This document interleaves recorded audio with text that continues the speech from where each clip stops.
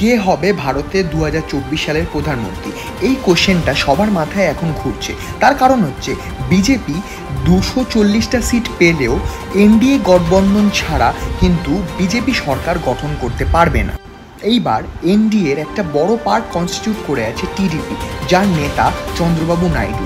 এইবার by chance যদি টিডিপির চন্দ্রবাবু নাইডু এনডিএকে সমর্থন না করে যদি ইন্ডিয়া গঠবন্ধনকে সমর্থন করতে চায়, তাহলে কিন্তু পুরো সিনারিওটাই চেঞ্জ হতে পারে।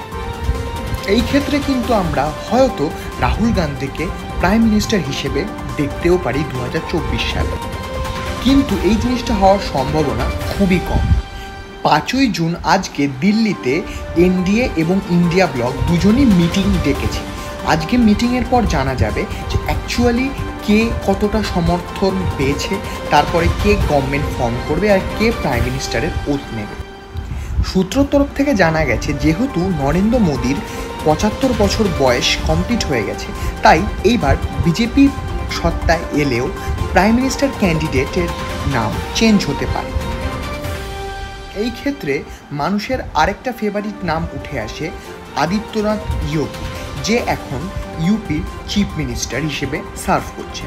এই বিষয়ে আপনাদের কি মতামত জানান কমেন্ট সেকশনে। আর ভিডিওটা ভালো লেগে থাকলে চ্যানেলটাকে সাবস্ক্রাইব করে ভিডিওটাকে লাইক করে শেয়ার করে